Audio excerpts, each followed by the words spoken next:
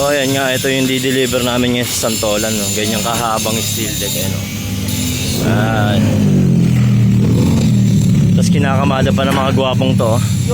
Ito si Remart, Wilson, yung bago, Wilson Mangoyan, yan po.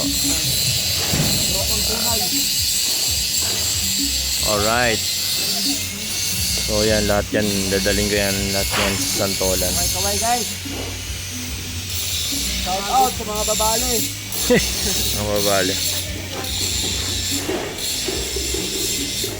Kailangan ingat din ako dyan kasi mahaba yan eh. Santolan pa yan. Ayun, oh. Diba?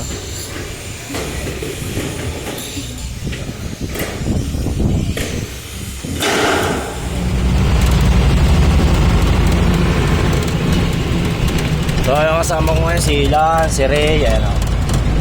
Ayan. Let's go. Lapit lang naman yan, Santolan lang naman eh. Dito ako sa loob ng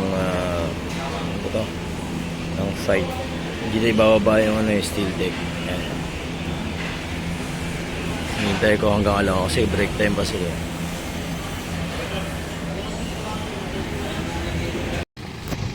So ang mangyayari niyan, pagkatapos yan i-kargahan, iaabante ko naman ngayon yung truck. Para parehas ang firma mo kung lalagay mo ng tayo. Yan, sa forklift. Yan. Siya yung ibababa sa gilid. Alright. So, yun nga mga guys. Tapos na yung deliver ko dun sa planta. Punta lang ako ngayon ng tauli. Pero, kuha ng yero syempre.